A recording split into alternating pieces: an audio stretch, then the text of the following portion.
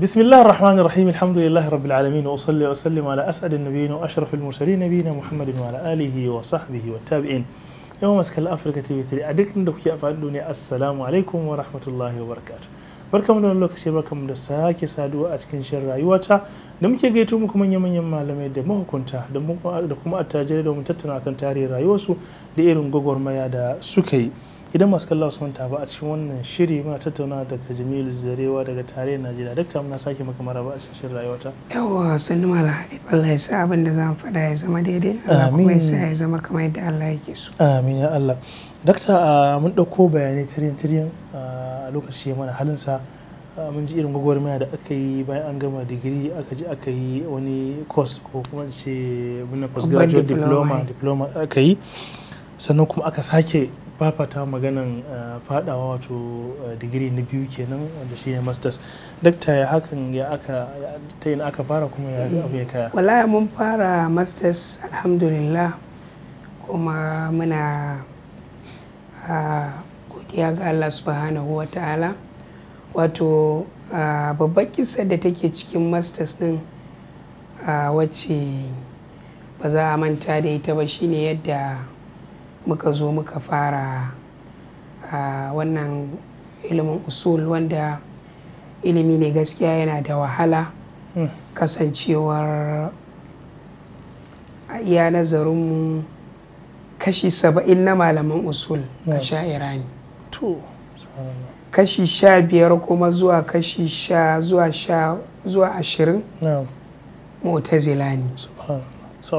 Waɗanda suke ahlus sunna a usul sai ka yi da gaske sai ka yi haɗe-haɗe za su iya kaiwa kashi 10. So ina tuna daga cikin nasihar da malaminmu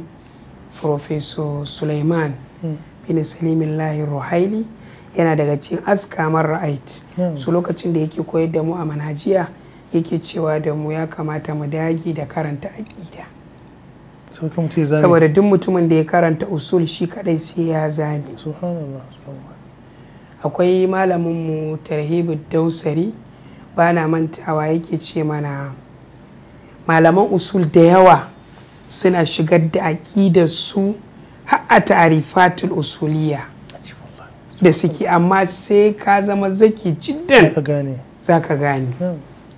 Yake ce mana lokacin da Ghazali Muhammad bin Muhammad al-Ghazali wanda littafinsa mashhuri ne na Ihya Ulumuddin ya rasu a shekara ta 505 da ya zo yin ta'arifin al-hukum sai yake cewa huwa khitabullah al-muta'alliq bi af'alil mukallafin iqtida'an aw takhyiran aw wada'an. Haka yi masa ta'arifi. Amma shi Qarafi wanda malamin usul ne shi ma dukkansu a sha'ira ne. Ya rasu shi Qarafi a shekara ta 684. Shi kuma da ya zo maimakon khitab sai ce huwa kalamullah. To yanzu Malam Habib a ganinka da yi wa alhukum tarifi da cewa khitabullah da kuma yi masa tarifi da cewa huwa kalamullah, a ganinka wanne tarifi ne ya fi? Kaga a zahiri kusan zaka ce da kalam da khitab wani abu ne da suke kusa da juna. To amma a ganinka wanne ya fi kamata a faɗa? A kira shi da kalamullah ko a ce khitabullah? Na'am? Khitabullah. Me dalili? Wannan shi ya kwanta mu. Ba kalamullah ba tunda shine lafazin shari'a? No, okay, saboda shi aka fi istikhdami misali. Shine lafazin shari'a ko? Wa in ahadu min al-mushriki nastajaraka ba hatta yasma kala. Ba ganin kalamullah ya fi? Lokaci ba. To kaga a nan gurin shi lokacin da Ghazali ya zo sai ya zamanto cewa ya kalli cewa sai ya kira shi da khitabullah. To lokacin da shi Qarafi ya zo sai ya ga idan ka ce khitabullah to ya saba wa da aƙidarsu ta ash'ariyanci, saboda aƙidar ash'ariyanci kaga kalamullah kalam ne nafsi so yanzu idan ka ce khitabullah yana buƙatar mukhatab da mukhatib so kaga ya zama ba kalam nafsi bane to da yace kalamullah ya sitirta aqida asha'ira ne a ciki saboda idan ka ce kalamullah yana ɗaukar kalam haƙiƙi yana ɗaukar kalam nafsi kalam ɗin da aka ji shi da sauti yana ɗaukar shi amma an ka ce khitabullah ma'ana ɗaya yake ɗauka saboda in ya zama kalamun nafsi ya za a yi mukhatab ɗin ya ji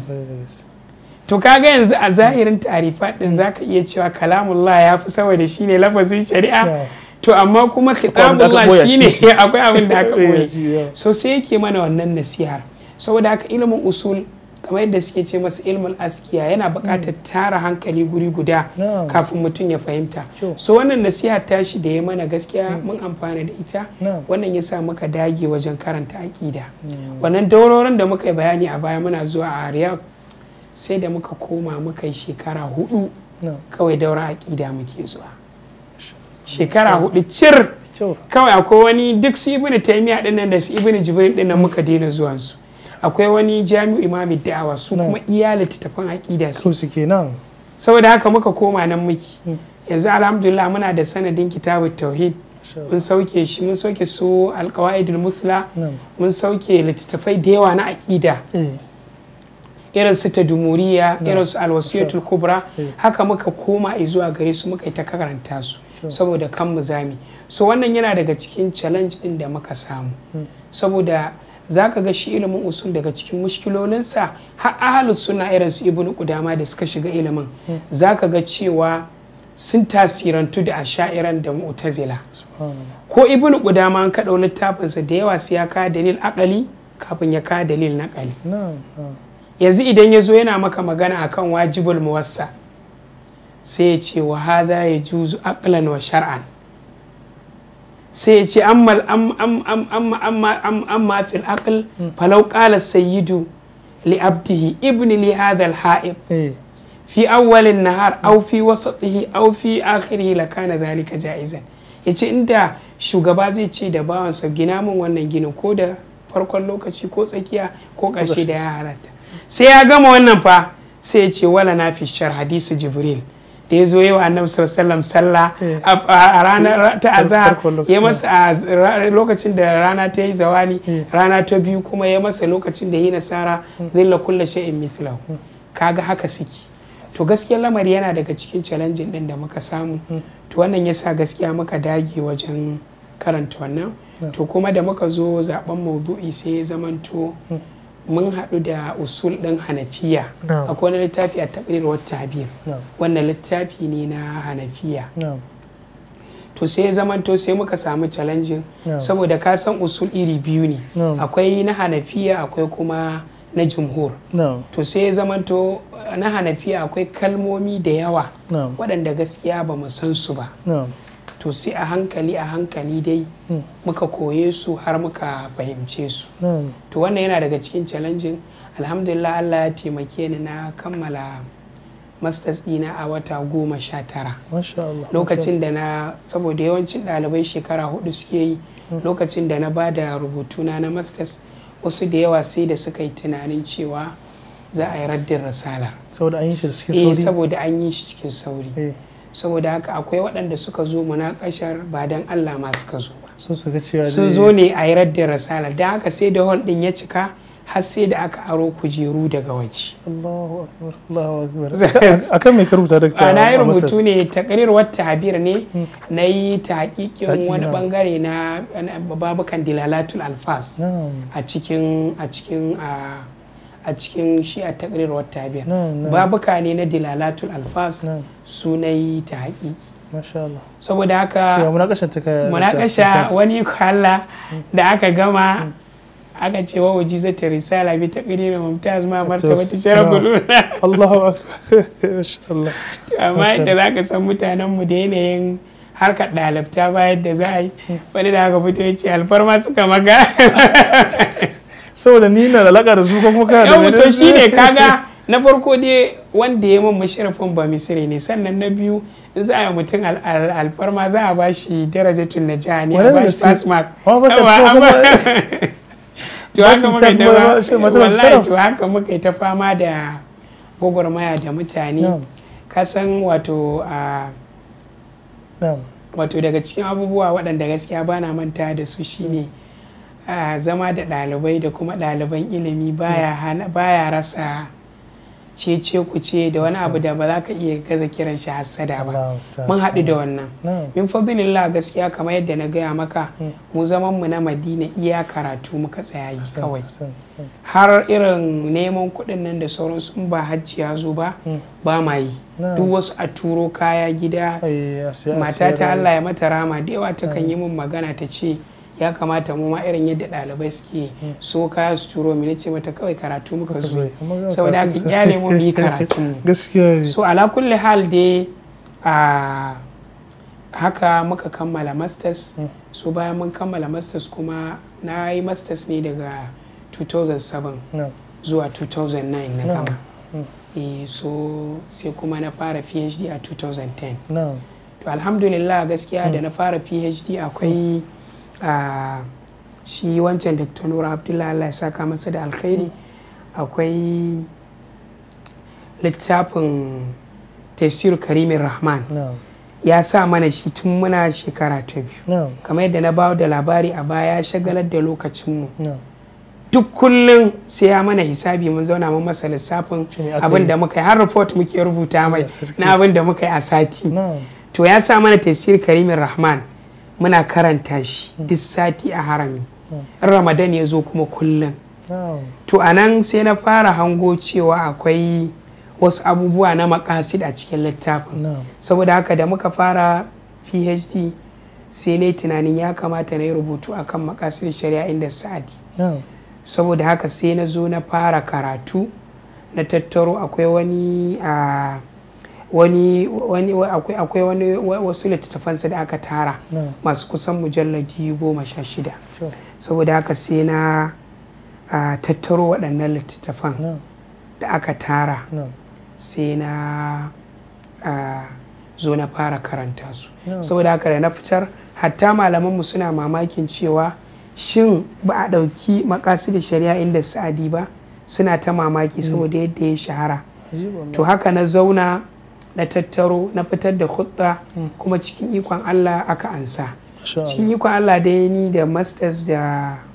PhD gaskiya ban san wani abu da ake ce mai wahalar maudu'i ba. Daga kwab daya ana cikin karatu kawai sai ka tsaya topic din. Yawwa kaga ina first semester na gama first semester na coursework kan na gama coursework aka anshi maudu'i na aka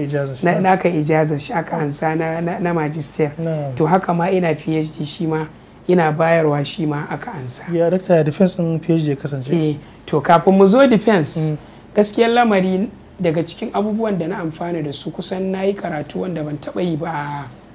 a lokacin da nake rubuta wannan rubutu. Saboda shi al'allama Abdurrahman Sa'adi mu'allafa ɗinsa guda 80 ne wanda duk na yi bayanin su a cikin littafi na maqasid shari'a. Ban sani ba kuma Habib zai dan daga masu sai za mu zo in an zo magana mulakasha. To na zauna to sai na dora wa kaina cewa tunda rubutu zan yi zan karanta littattafan guda 80 duka. Saboda haka na ce da mushrifi na ya bani shekara guda kan mu haɗu. Ko za ka je kai karatu? Kawai zan je na yi karatu. Saboda haka na sa kaina barnamaj kusan kullum sai na karanta shafi 100 a littafin Sa'adi har kusan shekara ɗaya. Daga cikin abin da nake tuna shine a shekarar ko irin aikin alhazai da muke dan neman na kalaci ban yi ba a shekara. Saboda haka kullum karatu in yi a gida ina gida ina da nuska, in na je maktaba akwai nuskan maktaba. To haka na dinga yi. Saboda haka wannan littattafan na Sa'adi guda ɗaya ya ɓata babu shi mafkud ne. Amma min fadlillah sai da na karance guda 78 min gilaf ila gilaf. Guda ɗaya shi kuma ban karance shi ba. To shi ma saboda amana ta ilimi sai da ni ishara a rubutuna na ce na fara karanta shi amma ba na fasu Sa'adi a ciki. Mana littafin kamar ba aikinsa ba ne, kawai ɗaukowa ya dinga yi. Ya dinga ɗauko insaf ne kawai yana haɗa wata waka ce ya sharhi sai dinga ɗebo kawai sharhin daga insaf so ba daɗi ma an kana karanta saboda ba ka karanta zabi wajen 70 da kaza ka gane usulubin to ba usulubin sa bane gaskiya ni ulat ne kawai to wannan littafin shine ban karanta ba sai na 79 sai wancan da babu shi to gaskiya na amfana ina tuna malamin mu Tarhibud Dausari yana ce min iya wannan karatun da kai ya isa a baka PhD Allah sarki shi so alhamdulillah haka muka na kammala rubutun a kusan shekara 3 to amma mushrifi na bai gama karanta ba saboda shi kuma ya min sharaɗi shafi 7 yake so in dinga kawo masa to so da yawa nakan je wajen shi neman ya duba min karatun sai ya ce min yau yana da uzuri shafi 7 kullum shafi 7 a sati afuwan nake so in ci saboda mu a Madina tsarin da ake shine kowanne ɗalibi yana matsayin awa 1 ne so yanzu a ƙa'ida profeso aikin awa 10 zai to idan aka ba shi ɗalibai 4 za a mayar da aikin ya zama awa 6 in aka ba shi ɗalibai 5 sai ya dinga koyarwa awa 5 su kuma wannan ɗaliban a ƙa'ida kowanne zai dinga ba shi awa 1 a sati ya zauna da shi ko kuma ya karanta ya zauna da shi su karanta to wani lokacin mushrifin Allah ya masa rama in na je wani lokacin sai ya ce min ina wani abu ya za a sai in ce zan jira ka wani lokacin sai ya ce min za ka iya zuwa Quba saboda daina haƙura sai ya ce ba matsala zan biyo ka to har ma wani lokaci ya dan yi min shagube ya ce ɗalibai na ba sa zuwa amma sai Jamil kawai to sai ya ga na yi shiru sai yake ce amma irin haka nake so saboda idan muka zo munakasha in zan baka maki na san yadda zan iya baka maki amma waɗancan sai dai na yi kintaci so haka muka gama a shekara 3 amma bai gama karantawa ba ya ce min to in ka sake ka sallama risalar to zan zama cikin munakishai ni ma saboda haka ba za a sallama ba sai na gama karanta so sai da ya gama karanta duka sannan na sallama kina an gama ma tun kafin na gama tun kafin lokacin da shekara 1 da wani abu dakta kawo zamu je fitar lokaci mu da mu ci gaba tattauna akan wannan tafi masu kallon kada ku nisa da akwatin da ɗin ku zamu je fitar lokaci mu da kasance lafiya